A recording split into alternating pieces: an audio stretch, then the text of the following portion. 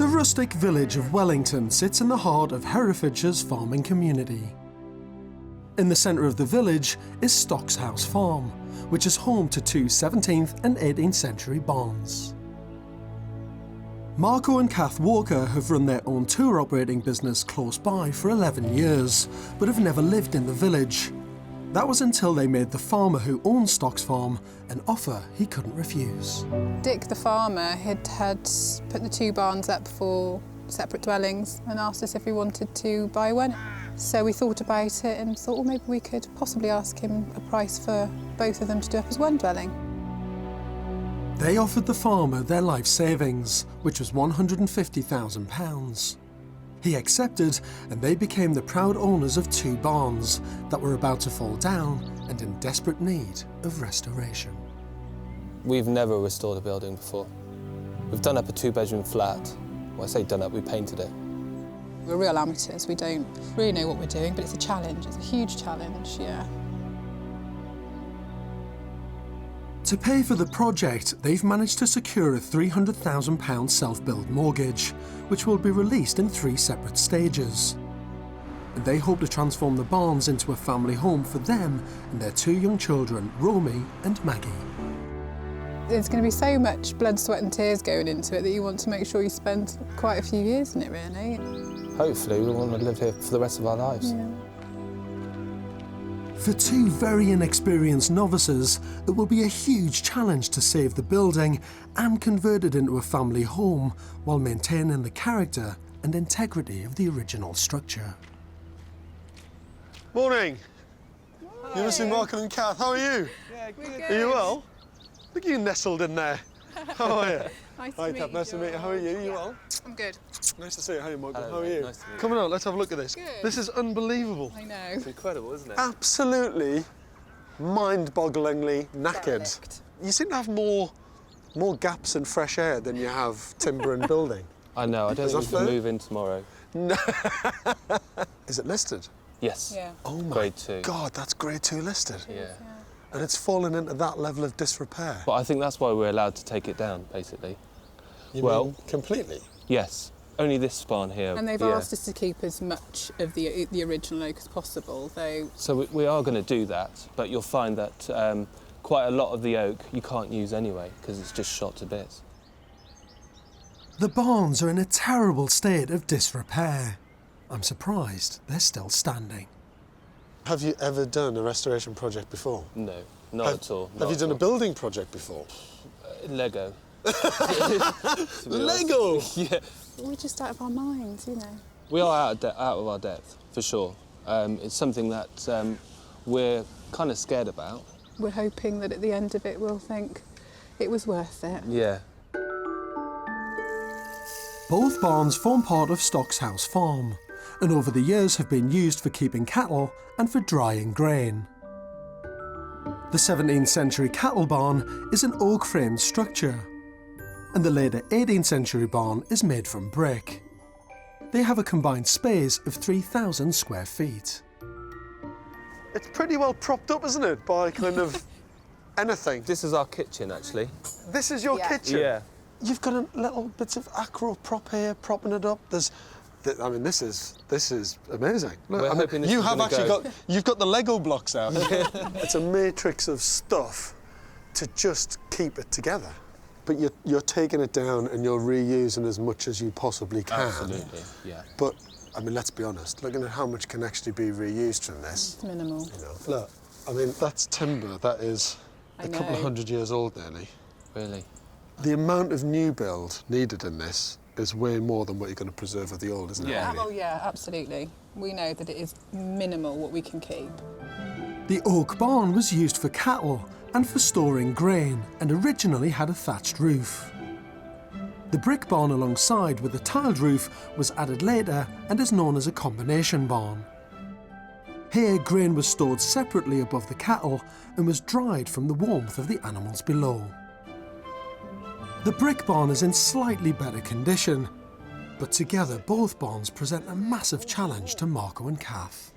Look at that! This is way better than the other side. Yeah. Loads better. I feel much better about it now. You've got all of these fantastic timbers. This is beautiful, isn't it? Yeah, this is Yeah, really... this is lovely. This bit is actually the best bit of both barns, really. It's well preserved, it's dry, so it just needs a lick of paint, really.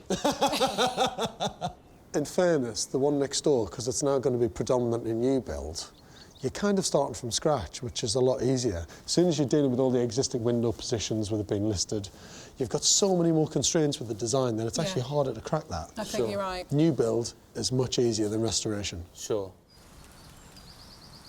This project is a tale of two halves, with the oak barn needing a total rebuild and the brick barn having to undergo a slow restoration process. I'm keen to see how Mark and Kath plan to combine the two. So, ground floor plan, Yeah. just talk me through it. The barns are Grade 2 listed, so the designs and all building materials will need to be approved by both the local planners and conservation officers. Downstairs in the brick barn, there'll be a hallway, games room and a guest bedroom with ensuite bathroom. The oak barn contains an open-plan kitchen, living area and utility room. Upstairs, they've designed 4 bedrooms with 3 ensuite bathrooms. There's also a large gallery landing and a study. At the minute, all of that end of the building is plugged with kitchen, utility room, toilet. You've got to think about where the sun is. Yeah. Yep.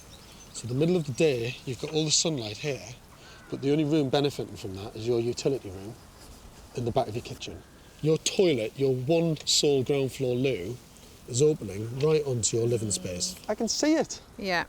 That's going to put me right off my dinner. Yeah. You do not want your toilet next to your dining room. I want them to locate their main living spaces where there's the most natural light. You flip the utility space in the toilet, which is in the wrong spot, and you put it in the most boring part of the house. Absolutely. Over there. Yeah? Yeah. Yeah. I've also got another idea as to how they can create more space. 2 staircases, doesn't make any sense. I think you should have big hallway, big staircase. Lose the other staircase completely, because you don't need it, it's a waste of space. And then you've done it. Just email me it.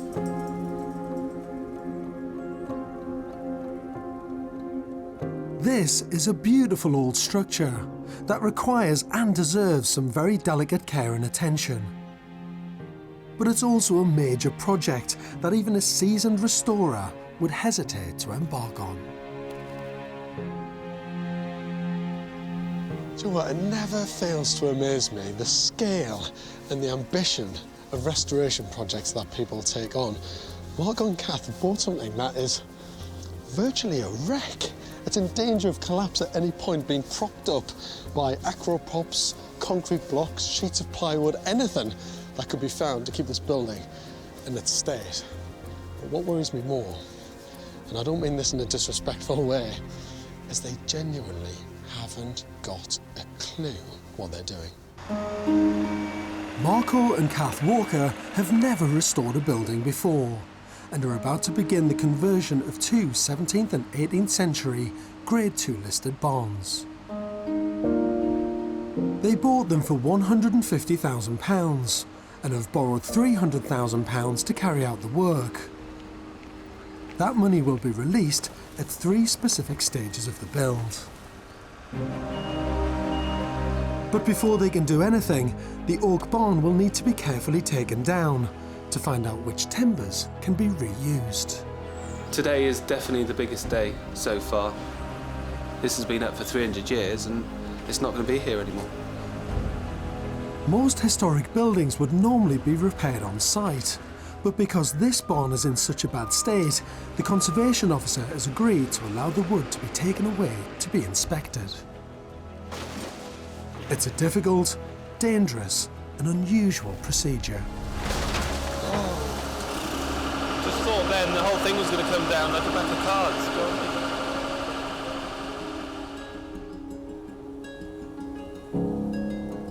With the oak barn now dismantled, winter takes hold on site. Luckily for Marco, the restoration of the oak frame is being done undercover. I love these places. Yeah. I've come to Border Oak, a local timber framing company, to see how work is progressing.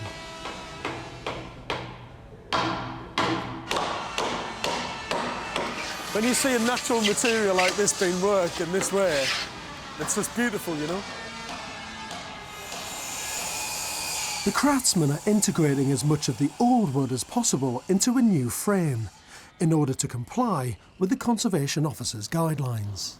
So this is where the old has been adapted into the new. Oh my gosh. You really are maximising the beauty of the historical parts of the building. No, you've got the old marks there. This is what the joiner would have marked on there to recognise each individual piece. So I can even pluck that away, but still... No, don't do it too much. But still, at the heart of that piece of timber, it's incredibly strong. And I didn't even think it would look like this. I can't imagine. I didn't know how much they were going to use, and they've actually used more than we first thought they would. All that stuff we've looked at before is really nice mortars and tenon joints. But when it comes to mixing old and new, look at this joint. Wow. This is a scarf joint where they've taken an old bit of timber, cut it into a very strong shape, actually, where it can just slot in and perfectly blend with a new piece of timber. God, that's incredible, isn't it? I mean, it's not easy, and it takes a fantastic craftsman to do it, because you've got to get the shape and the cut absolutely right. I think it's beautiful. Yeah, it's a stunning, seamless, beautiful way of mixing old and new. This is craftsmanship at its best. Just what the building deserves. Is this it? Is this your new frame? Oh, wow, look at that. It's amazing, isn't it? That is huge. That's really nice. That's your future house, mate. It's I like, know. you know, and to build a building out of this stuff is brilliant, because it can all be done in the workshop, all in controlled conditions, beautifully made, brought to site, lifted up in place, get the roof on, bosh. Job done. Lovely, isn't it? Yeah, it's Look at really, that really timber. nice. This A-frame of new oak will form part of their south wall on the barn. The entire frame for the new build is a massive part of the project's £300,000 budget. As beautiful as this is, it doesn't come cheap, does it? No. Well, the frame itself is 70 grand. 70 grand? Yeah. We wanted it to look amazing, you know, and you've got to get good oak, haven't you, really? The oak frame is a substantial cost, but at least it's a clearly defined one. I'm just a massive fan of timber frame buildings. I think if I had my way, every single house in Britain would be built out of this stuff. It's stunningly beautiful, highly crafted. To see the skill and the love and passion that goes into creating these frames, it's great stuff.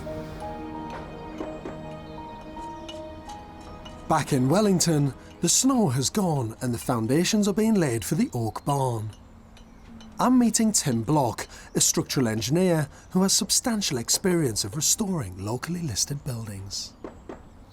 From an engineering point of view, honestly, are people mad turning these into homes? Be honest, come on. As long as they are prepared to accept that there will be problems that they do not see when they start, fine. Yeah. You don't know until you start really looking in detail and actually exposing it all. The walls of the brick barn are in a terrible condition and in danger of falling down. To maintain its character, Tim's plan is to keep as much of the old building as possible. What have you got to do with this building to stop it from collapsing?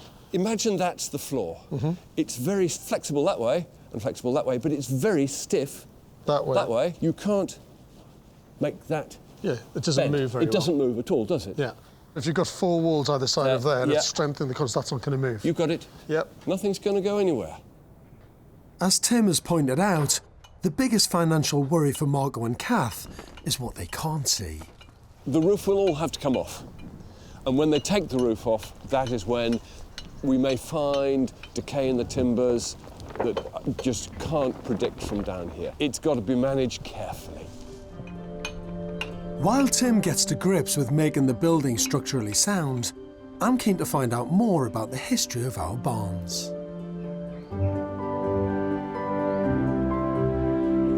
The local land records show that the barns were once part of Drake's Farm in Wellington, an area now renowned for breeding the Hereford cow.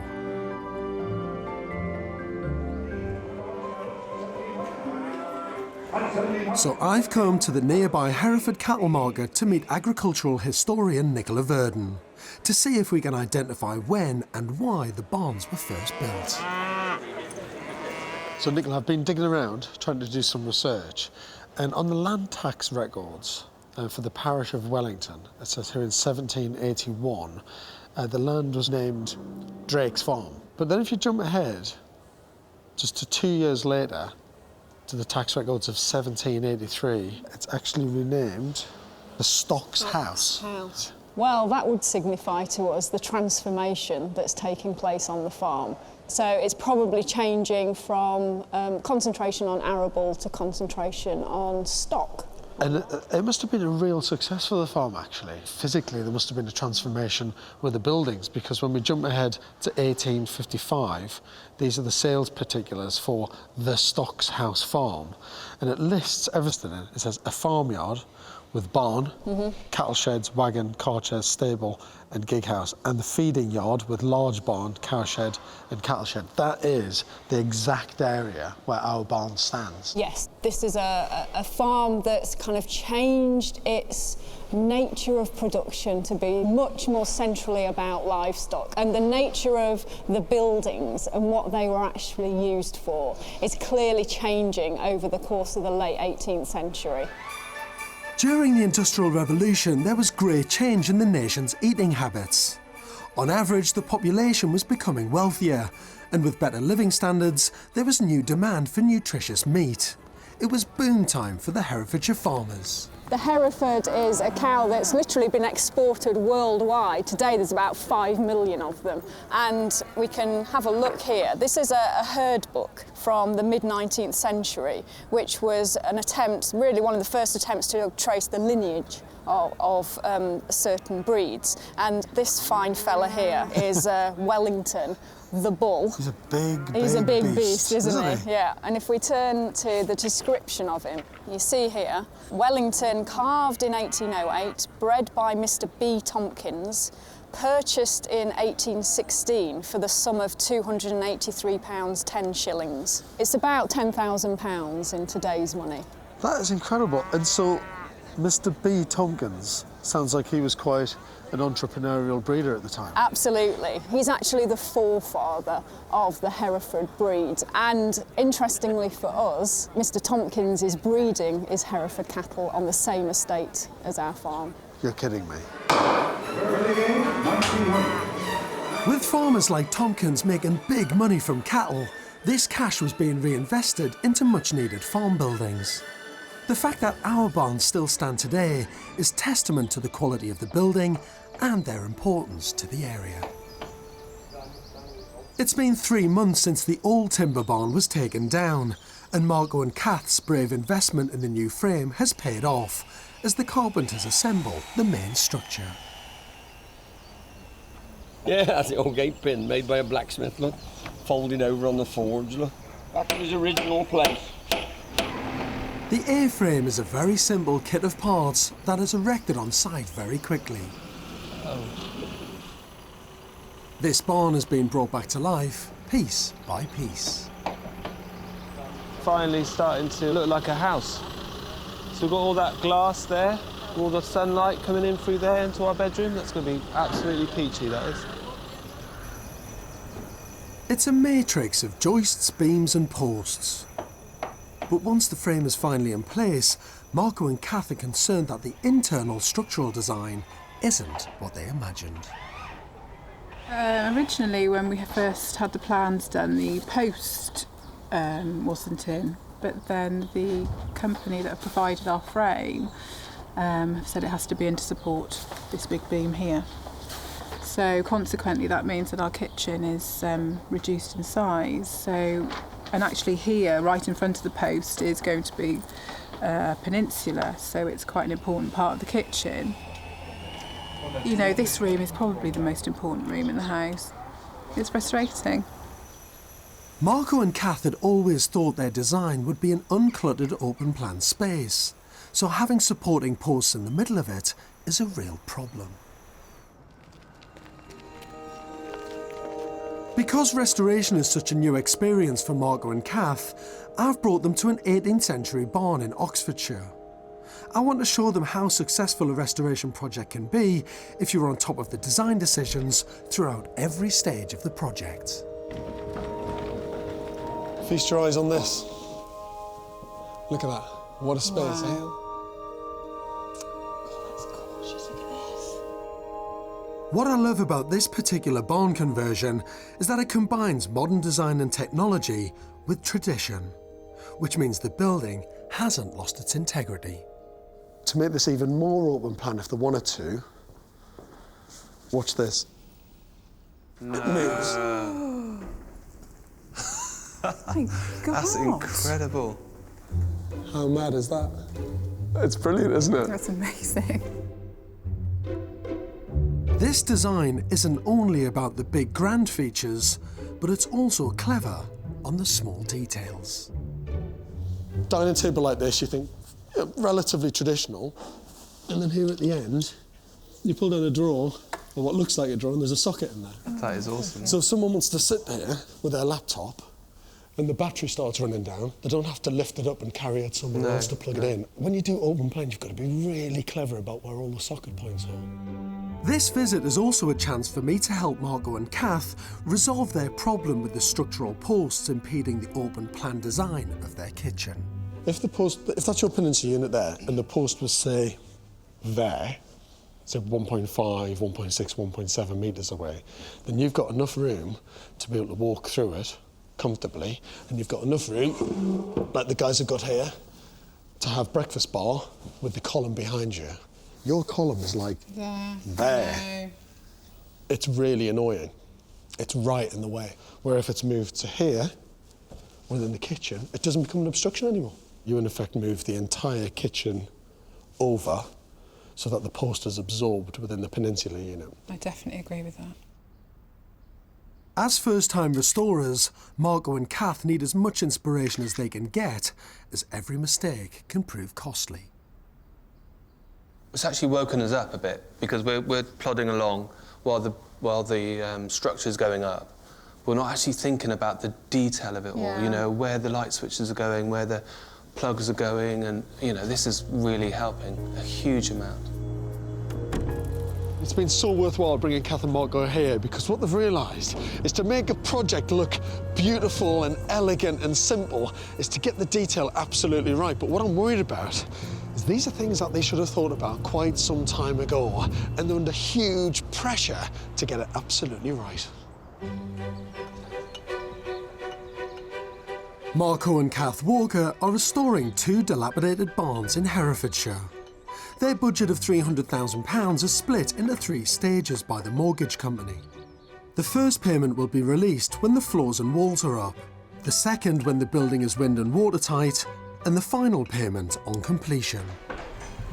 It's spring and the perfect weather for roofing. The old tiles have been removed from the brick barn to find out what damage lies beneath. Meanwhile, the new oak frame is being given a new roof, using as many of the original tiles as possible.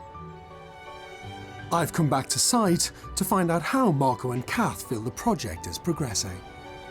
What a beautiful day. I know, isn't it? Completely different to every other day I've been here, know. where I've been battered by the wind and the rain.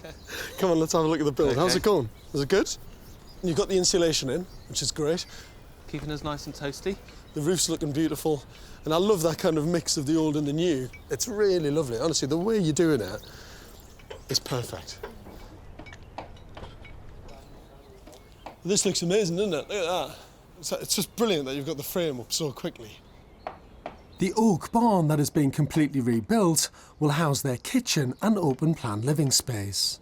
But they've had some problems integrating the supporting posts into their design. The dreaded timber post. Yeah. What have you done with it? Has it been absorbed and designed into the kitchen, or is it separate away from the kitchen unit? We did what you suggested. We put it in the peninsula, almost centrally in the kitchen unit. We like it now. Weird. Well, I do. Well, I wouldn't go that far. Because Margot and Kath have a self-build mortgage, their bank will only release money when specific stages of the build are complete and signed off. Now that the walls and floors are up, they've received their first payment of £80,000.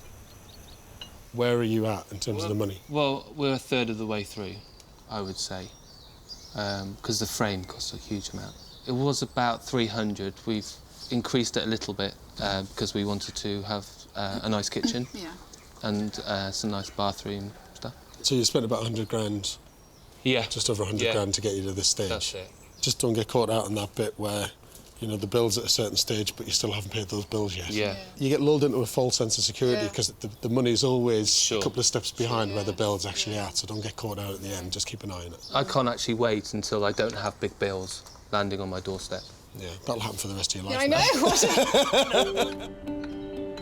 Although work is moving quickly with the oak barn, I was always concerned that their biggest challenge would be restoring the brick barn. I'm keen to find out from Tim Block, the structural engineer, what condition the barn is actually in now that the tiles have been removed. From an engineering point of view, this roof is just, well, it's critical, isn't it? You've not just got the dead weight of the tiles, you've also got the snow loads, the wind loads, and being a valley like this, you get a greater snow load in the valley than you do on a plain roof. Some are rotten and damaged, and that damage you can see there is all where the roof has failed at some stage. Just gradual drip, drip, drip, drip over the decades, even perhaps 20, 30 years. Marco and Kath will have to spend more money on steel strengthening rods and new timber supports. It's going to cause further delays, and the mortgage company won't release the second stage payment until the roof is finished and both barns are wind and watertight. If we weren't to be doing this, this building would lose its roof, it would lose its weatherproofing, and within 10 years it would collapse. These buildings have been here serving us, or serving the farming community here for however many hundreds of years. It's keeping it going that keeps the character of the village alive. To understand how important these barns are to the local area, I want to find out more about their recent history. So I'm meeting farmer Dick Megan, who sold the barns to Margot and Kath. He owns Stocks House Farm and still breeds Hereford cattle today, a tradition that has continued for nearly 200 years. So your family bought this in 1902? Yeah, right? my great-uncle, E.W. Langford. E.W. Langford? Yes. Sounds like a very proud man. It's a good name, that. He's a very proud man. He was mayor of Hereford twice. Was he really? It says at 3 o'clock, punctually. I wonder if your great-uncle actually went along. He must have gone along to it. He wouldn't have anybody else looking after his money. Dick's great-uncle bought Stocks House Farm for £3,100 and used the barns for cattle and later to store grain. When Dick took over in 1958, combine harvesters began depositing grain straight from the field into silos.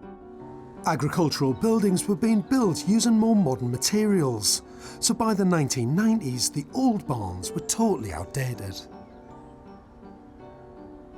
To survive in farming now, you've got to have some diversification, definitely. My father always used to say, you don't only farm the land, you farm the money as well. It's not a bad saying. Dick is proud of the farm's heritage and has the last surviving photographs of what the barns looked like over the last 100 years. This is the village in 1908. Children going to school. This is your actual building that we're cowshed and barn that you're looking at. Oh my God, that is it. Marco's bought. That is it. That is it. So there's the driveway. That's right. What, and there used to be steps going up to the first floor? Steps up to what would be a granary before. Quite an amazing building, isn't it? A really amazing building. And now it's going to be turned into the most fantastic family home. Indeed. When they move in, I'm quite looking forward to the day. It'll be fantastic. For the moment, that day will have to wait, as back on site the brick barn has become much more labour-intensive. Continual strengthening of the roof with steel plates is now draining Marco's budget, and in order for the mortgage company to release the second payment of £73,000, they desperately need both barns to be wind and watertight. It's been quite tough, really, with the roof. It's cost more than we anticipated, for sure, which is a bit of a nightmare. 10 months into the restoration, I've come back to see just how close Marco and Kath are to completing the second stage of the build. You look far too well, you look far too positive. You're supposed to be, like, knackered by this stage. Oh, I'm knackered. And complaining and whinging. Well, But this all looks fantastic. It's going on really well. So you got the roof on, tiles on, The roof on the brick barn is beginning to take shape, and the walls on the oak barn have been finished with a traditional saffron lime render in keeping with the surrounding buildings. That looks fantastic. And I know the glass is not in there, but you really get a feel of what this thing's going to look like at the end. Upstairs in the brick barn, the roof timbers have all been strengthened, and the layout is beginning to take shape. Oh, look how light it is in here. So that's where the glass is going to go? Yeah. Yeah. Oh, that'd be amazing. Incredible, eh? It is huge. Imagine this has been your bedroom if you were a kid. I mean, the timber frame just looks amazing. It's absolutely bursting with character. Now that the timber frame structure is finished, it needs to be protected, and over the next 2 months they'll concentrate on finishing the roof.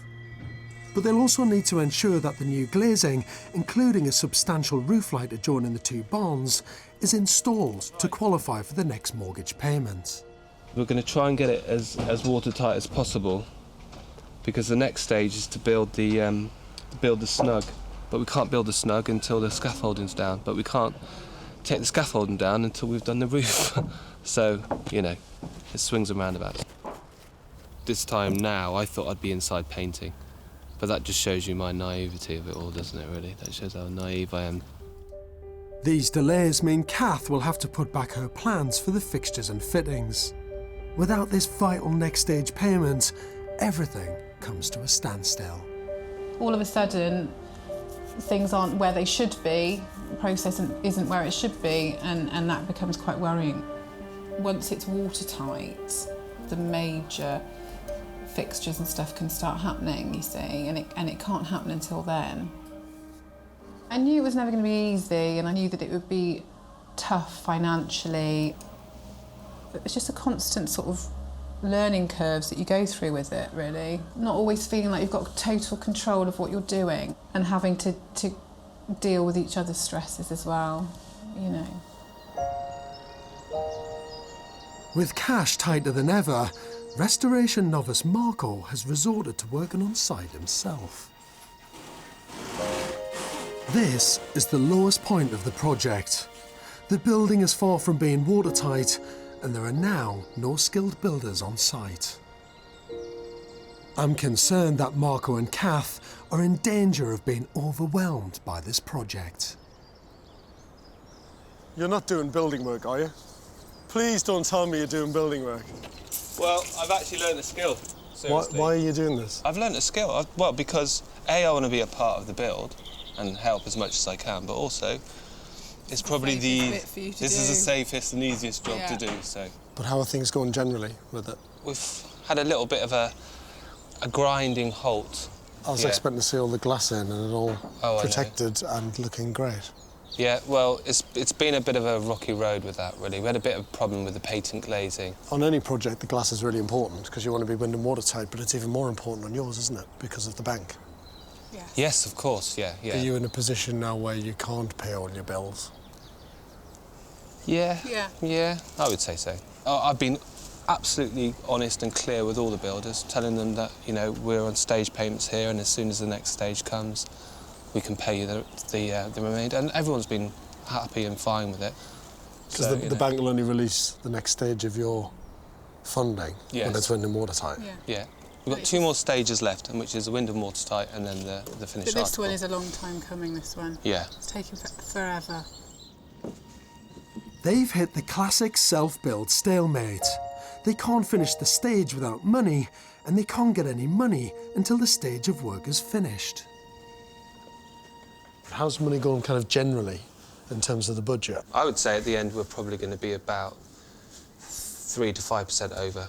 We're not going to do every single ensuite. But there is still a lot to do. There's loads. I mean, there's loads to do. yeah, Think about it. You know, all the plasterboarding, staircase to go in, kitchen to go in, loads of joinery work, skirting boards. I think you feel quite positive about it, but I don't, because I just don't see how I'm just determined to do it. Done. I mean, I'll do whatever I need to do. I'll paint as much as all day and all night, you know? Yeah, and we'll both do that. You know, and as long as you've got that kind of mindset, you can try your best. And if you fail, so what? At least you've tried. Yeah. Having taken on such an ambitious build and now desperately short of cash, Marco and Kath are having to make compromises. This is Romy's room. You're going to plasterboard it out, paint it, decorate it, Yeah. get the electrics working, have it as a working room, but just not finish that one. Yeah. It's like a little But story. then you've got to think about the floor as well, Well- because it eventually will be a bathroom. What's the floor going to be? Well, I would like timber. I think Marco wants carpet. In our room, How do we overcome that major decision in life? coin. A coin. We're not having carpet in our room. No. It'll be carpet or timber. Well, carpet's going to be cheaper and quicker. Yeah. Add It's to not carpet. necessarily cost effective though, because it gets filthy and then you have to change it. Well, the carpet. Yeah. Why don't you wash it? Get a carpet cleaner. That's me on my hands and knees with a bucket and some Right. soapy water. We're digressing again, aren't we? Yeah. There's key decisions you need to make to finish it off Yeah. within your budget and to be able to move in. Obviously, it's a false economy, putting something down that you're going to rip up 3 months later and do it again. Yeah. What's the point in that? And this applies to every single part of the build when you're pushing to get something finished without enough money. Marco and Kath are desperately trying to drag these two barns into the 21st century. But there comes a point where hard work and passion for the building just isn't enough. On every restoration project, there comes a point where it's a bit of a crisis.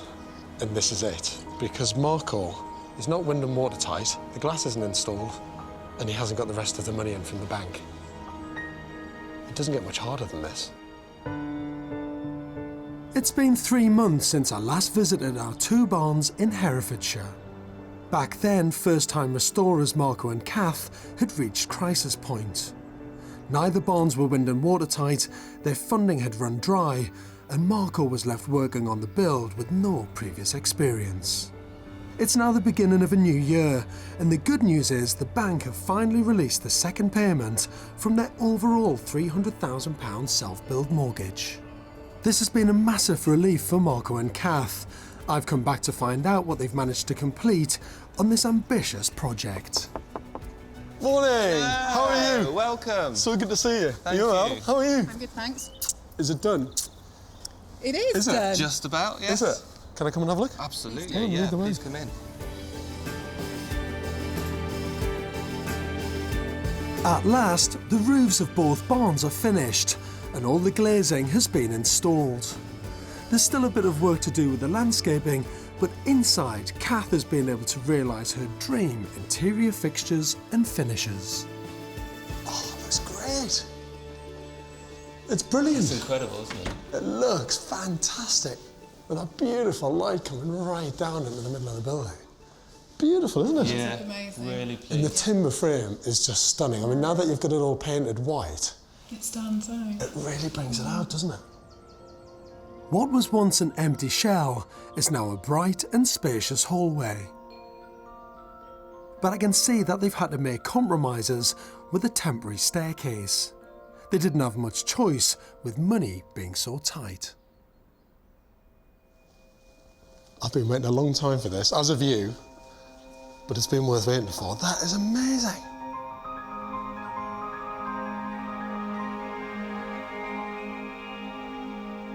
For Marco and Kath, the ground floor living space was always going to be the most important part of the design. Before the new oak frame construction was erected, the old timber barn was in a terrible state of disrepair and was about to fall down.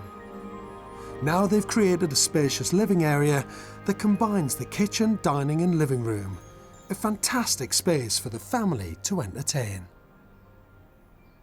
What you've done brilliantly is you've designed it as a series of very clear zones. The living zone, slightly sunken That's down, right. the dining, eating area, another zone right in the heart of the plan, and then the kitchen zone, cooking right at the very back. Yeah. Very distinct, really simple, really clever. Yeah. The kitchen looks beautiful. Going to that barn in Oxfordshire, that really, really helped. That confirmed how we'd want our kitchen layout to be. Yeah. We even to the tiny detail of the lights. I mean, we nicked that idea from we the. did. Love the worktop. Yeah, concrete. raw, rough, tough concrete, with then really smart, smooth doors beneath. I just love the way you've played everything back and kept it neutral, because for me, that then celebrates the timber frame. Right. Yeah. It is a beautiful timber frame building.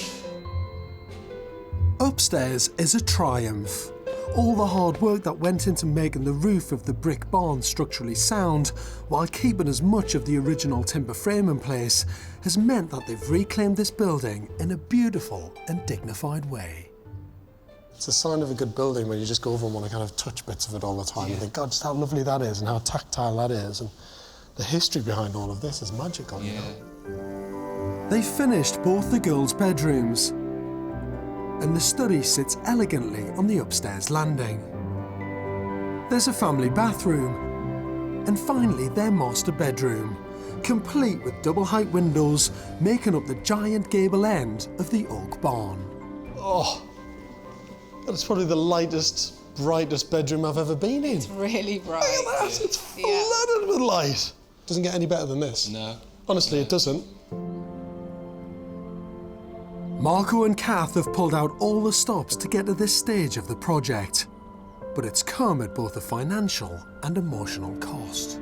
We've had a lot of help and a lot of support. Yeah, hell of a lot. Yeah, we couldn't have done it without a lot of people. No way. I mean, the restoration is stunningly beautiful, but it must have come at a high price. So how much have you spent, roughly? Do you know where Roughly, you're we at? spent probably about 320 on restoring the place. Obviously, we borrowed so much and we've had to use a lot of savings that we had, all our savings basically. To have done this to this standard after what you've been through with the financial pressure, worried about cash flow, a few issues with the builders, to have done this for 320 grand is pretty amazing. It's a big, big building.